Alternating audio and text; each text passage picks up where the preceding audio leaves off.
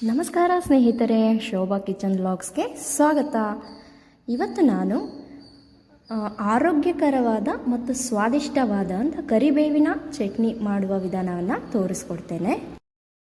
ಇತ್ತೀಚಿನ ದಿನಗಳಲ್ಲಿ ನಾವು 90% ಜನ ನಾವು ತಿನ್ನೋಂಥ ಊಟ ಆಗಲಿ, ತಿಂಡಿ ಆಗಲಿ, ಸ್ನ್ಯಾಕ್ಸ್ಗಳಾಗಲಿ ರುಚಿಕರವಾಗಿ ವೆರೈಟಿ ಟೇಸ್ಟಿನ ಬಯಸ್ತೀವಿ. ಆದರೆ ಆರೋಗ್ಯವಾಗಿದೆಯಾ ಆ ಫುಡ್ಡು ಅನ್ನೋದನ್ನು ನಾವು ಲೆಕ್ಕಕ್ಕೆ ತಗೊಳೋದಿಲ್ಲ.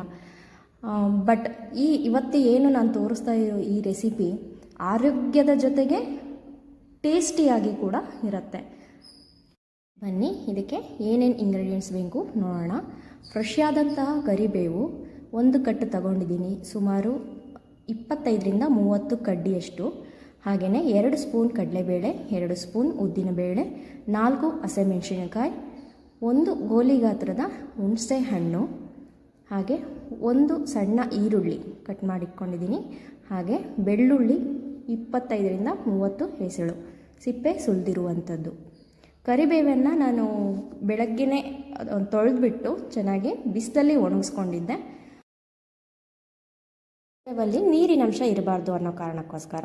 ಹಾಗೆಯೇ ಕಲ್ಲುಪ್ಪು, ಎಣ್ಣೆ, ಸಾಸಿವೆ, ಅರಿಶಿನ ಪುಡಿ, ಹಾಗೆಯೇ ಅರ್ಧ ಬೌಲ್ನಷ್ಟು ತೆಂಗಿನಕಾಯಿ ತುರಿದು ಕೂಡ ಹಾಕ್ಕೊಬೋದು ನೀವು. ಬನ್ನಿ ಈಗ ಹೇಗೆ ಮಾಡೋದು ಅಂತ ನೋಡೋಣ. ಮೊದಲಿಗೆ ಬಾಣಲಿಗೆ 2 ಸ್ಪೂನ್ ಎಣ್ಣೆ ಹಾಕ್ಕೊಂಡಿದ್ದೀನಿ. ಅನಂತರ ಕಡಲೆಬೇಳೆನ ಹಾಕ್ಕೊತಿದ್ದೀನಿ. ನಂತರ ಉದ್ದಿನಬೇಳೆ ಹಾಕ್ಕೊಂಡು ಚೆನ್ನಾಗಿ ಕಡಲೆಬೇಳೆ ಮತ್ತು ಉದ್ದಿನಬೇಳೆ ಹೊಂಬಣ್ಣ ಬರುವವರೆಗೂ ಹುರ್ಕೊಳ್ಳಿ. ಗ್ಯಾಸ್ ಸ್ಟವ್ನ ಫ್ಲೇಮ್ ಬಂದುಬಿಟ್ಟು ಮೀಡಿಯಮಲ್ಲಿ ಇಟ್ಕೊಳ್ಳಿ, ಇಲ್ಲಾಂದರೆ ಸೀದೋಗ್ಬಿಡತ್ತೆ. ನಂತರ ನಾನು ಇದಕ್ಕೆ ಈರುಳ್ಳಿ, ಬೆಳ್ಳುಳ್ಳಿ, ಹಸಿಮೆಣಸಿನ್ಕಾಯಿ ಹಾಕಿ ಹುರ್ಕೊತಾ ಇದ್ದೀನಿ. ಎಣ್ಣೆಯಲ್ಲಿ ಹುರಿಯೋದು ಇಲ್ಲಿ ತುಂಬ ಇಂಪಾರ್ಟೆಂಟ್ ಆಗಿರುತ್ತೆ. ಹಸಿ ವಾಸನೆ ಹೋಗಬೇಕು, ಅಲ್ಲಿವರೆಗೂ ಹುರ್ಕೊಳ್ಳಿ. ಈ ಚಟ್ನಿ ನಾನು ಹೇಳೋ ಮೆಥಡಲ್ಲಿ ನೀವು ಮಾಡಿದ್ರೆ ಸುಮಾರು ಒಂದು 15 ದಿನ ಫ್ರಿಜ್ಜಲ್ಲಿ ಇಟ್ಕೊಬೋದು. ನಂತರ ನಾನು ಕರಿಬೇವನ್ನು ಹಾಕ್ಕೊಂಡಿದ್ದೀನಿ. ಕರಿಬೇವನ್ನು ಅಷ್ಟೇ ಎಣ್ಣೆಯಲ್ಲಿ ಚೆನ್ನಾಗಿ ಫ್ರೈ ಆಗಬೇಕು. ನಂತರ ಹುಣಸೆಹಣ್ಣನ್ನು ತೊಳೆದು ಹಾಕ್ಕೊತಾ ಇದ್ದೀನಿ.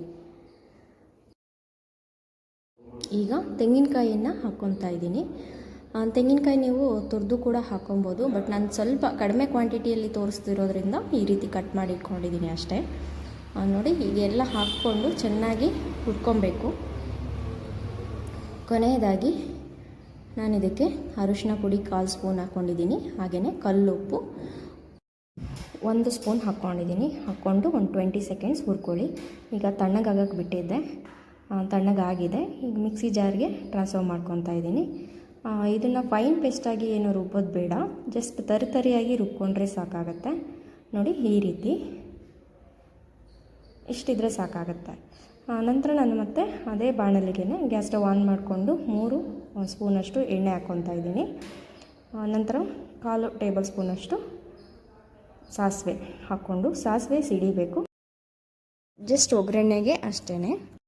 ಆದಮೇಲೆ ಈ ರುಬ್ಕೊಂಡ್ಬಂದಿರುವಂಥ ಚಟ್ನಿನ ಇದಕ್ಕೆ ಹಾಕ್ತಾಯಿದ್ದೀನಿ. ಹಾಕಿಬಿಟ್ಟು ಒಂದ್ಸರಿ ಮಿಕ್ಸ್ ಕೊಡಿ. ನಂತರ ಇದೇ ಮಿಕ್ಸಿ ಜಾರ್ಗೆ ಕಾಫಿ ಕುಡಿಯೋ ಲೋಟದಲ್ಲಿ 1/4 ಭಾಗ ಅಷ್ಟು ನೀರನ್ನು ಆ್ಯಡ್ ಮಾಡ್ಕೊತಾ ಇದ್ದೀನಿ. ನೀರು ಜಾಸ್ತಿ ಬೇಡ, ಜಸ್ಟ್ 1/4 ಭಾಗ ಹಾಕ್ಕೊಂಡು ಆ ನೀರನ್ನು ಈ ಚಟ್ನಿಗೆ ಹಾಕಿ.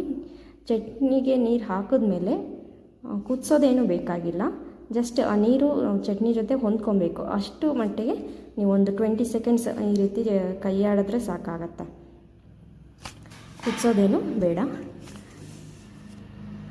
ಈ ಕರಿಬೇವಿನ ಚಟ್ನಿ ಚಿಕನ್ ಬಿರಿಯಾನಿ, ಮಟನ್ ಬಿರಿಯಾನಿ ಇದಕ್ಕಿಂತ 100 ಪಟ್ಟು ಟೇಸ್ಟಿಯಾಗಿರುತ್ತೆ. ನೀವು ಕೂಡ ಮನೇಲಿ ಒಮ್ಮೆ ಟ್ರೈ ಮಾಡಿ.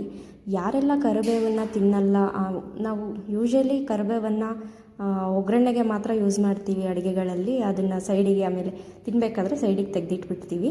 ಬಟ್ ಆ ಕರಿಬೇವಲ್ಲಿ ಆರೋಗ್ಯಕರವಾದಂಥ ಬಹಳಷ್ಟು ಅಂಶಗಳಿದ್ದಾವೆ. ಇಲ್ಲಿ ಕರಿಬೇವಿಂದ ಸಕ್ಕರೆ ಕಾಯಿಲೆ ಕಂಟ್ರೋಲ್ ಆಗುತ್ತೆ, ಲಿವರ್ಗೆ ಒಳ್ಳೆಯದು, ಅಸ್ವಸ್ಥತೆಗೆ ರಾಮಬಾಣ, ತೂಕವನ್ನು ನಿಯಂತ್ರಿಸುತ್ತೆ, ಕಣ್ಣುಗಳ ದೃಷ್ಟಿಗೆ ಬಹಳ ಒಳ್ಳೆಯದು, ಹಾಗೆ ತಲೆ ಕೂದಲಿಗೂ ತುಂಬಾ ಒಳ್ಳೆಯದು. ಹೀಗೆ ನಮ್ಮ ದೇಹದ ಹಲವಾರು ಕಾಯಿಲೆಗಳಿಗೆ ಕರಿಬೇವು ರಾಮಬಾಣ ಅಂತ ಹೇಳ್ಬೋದು. ಆದರೆ ನಾವು ಇದನ್ನು ಊಟ ಮಾಡುವಾಗ, ತಿಂಡಿ ತಿನ್ನುವಾಗ ಸೈಡಿಗೆ ಎತ್ತಿಟ್ಟು ತಿಂತೀವಿ. ಹಾಗಾಗಿ ಈ ರೀತಿ ಒಮ್ಮೆ ಚಟ್ನಿಯನ್ನು ಮಾಡಿಕೊಂಡು ನೀವು ಬಿಸಿ ಅನ್ನದ ಜೊತೆ ತಿಂದು ನೋಡಿ. ಈ ಮೊದಲೇ ಹೇಳ್ದಂಗೆ ಚಿಕನ್ನು ಮಟನ್ನು ಬಿರಿಯಾನಿಗಿಂತ 100 ಪಟ್ಟು ಟೇಸ್ಟಿಯಾಗಿರುತ್ತೆ. ಚಿಕನ್ ಬಿರಿಯಾನಿ, ಮಟನ್ ಬಿರಿಯಾನಿ ಇದರ ಮುಂದೆ ಸೋಲತ್ತೆ.